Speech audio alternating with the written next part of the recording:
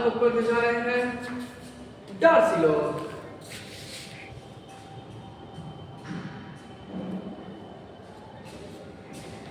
Darcy law. तो Darcy law के लिए दो मेन कंडीशन जरूरी है। पहला, लेमिनार फ्लो होना चाहिए, लेमिनार फ्लो, और दूसरा सैचुरेटेड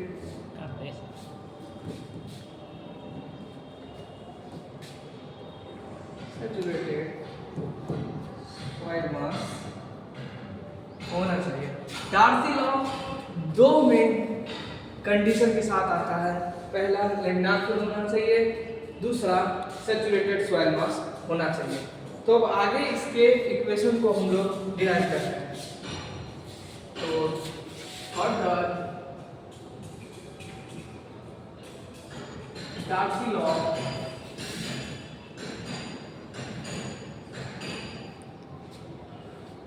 स्टेटमेंट।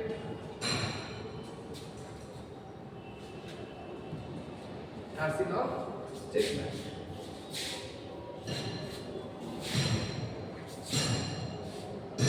तो डार्सी लॉ का स्टेटमेंट करता है the flow of water is directly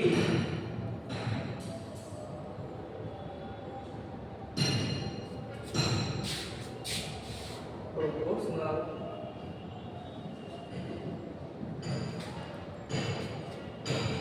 to the hydraulic gradient।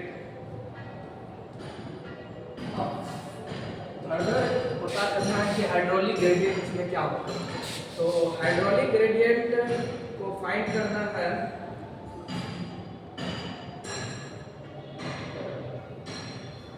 Hydraulic gradient को फाइंड करने के लिए फॉर्मूला है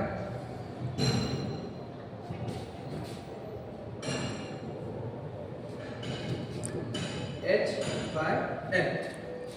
यहाँ पे H जो है ये हेड काउजिंग फ्लो है, जो सीपेज में हेड होता है, वहां से जितना पानी सीपेज के द्वारा बाहर निकलता है वो हेड काउजिंग फ्लो है।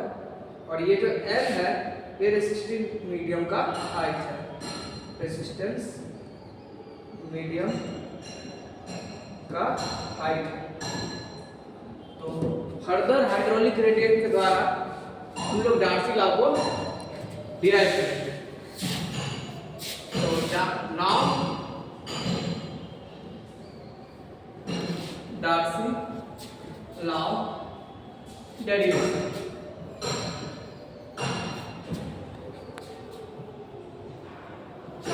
पहले स्टेटमेंट के द्वारा देखें कि V जो है डायरेक्टली प्रोपोर्शनल होता है I के।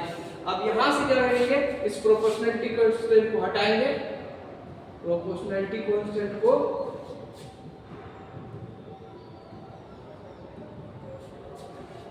हटाएंगे, ठीक। तो यहां से प्रोपोर्शनलिटी कांस्टेंट को हटाने के बाद वहां पे हमें कुछ ना कुछ कांस्टेंट देना पड़ेगा। तो यहाँ पे हम लोग यूज करेंगे V = KI।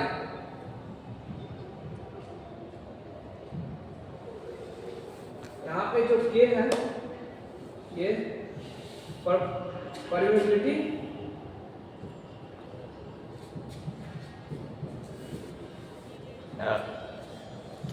कांस्टेंट है। अब यहाँ से आगे जाएंगे तो दोनों तरफ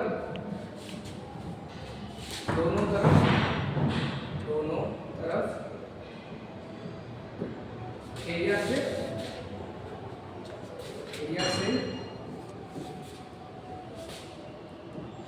मल्टीप्लाई करेंगे। तो अब यहाँ तक देखिए कि V directly proportional to I होता है तो डायरेक्टली प्रोपोर्शनल को हटाए तो वहाँ पे कुछ ना कुछ हटाने के प्रोपोर्शनलिटी को वहाँ पे कोई कांस्टेंट देना पड़ता है, तो वहाँ पे k हम लाए तो k होता है प्रोबेबिलिटी कांस्टेंट, और उसके बाद क्या किए, दोनों तरफ एरिया से मल्टीप्लाई कर दिए तो k i a हो गया। अब हम लोग जानते हैं इसके बाद जब इसके आगे a into v is equal to k i a, k i a होता है। हम लोग को पता है कि a into v is equal to क्या होता है, डिस्चार्ज वेलोसिटी q। तो आप इसको क्या करेंगे, यहाँ से q से रिप्लेस करेंगे तो नया आ जाएगा यहाँ से हम लोग को q is equal to k i a। तो नाउ तो यहाँ से हम लोग देख लें कि हेंस डार्सी लॉ जो है वो कहलाता है कि यहाँ पे जो हम लोग का एरिया इनटू वेलोसिटी है जिसको हम लोग q से डिनोट किए इज इक्वल टू होता है k i a। यहाँ से हम लोग किसी भी फ्लो के स्पीड को पता कर सकते हैं डार्सी लॉ से, और डार्सी लॉ का मीनिंग है कि एक डेरिवेशन देता है जिससे हम लोग k फाइंड कर सकते हैं। अगर हम लोग को कोई ये तीन चीज दिया हुआ है, मान लीजिए i दिया हुआ है, a दिया हुआ है, q दिया हुआ है, तो हम वहां से i फाइंड कर सकते हैं। तो इससे हम लोग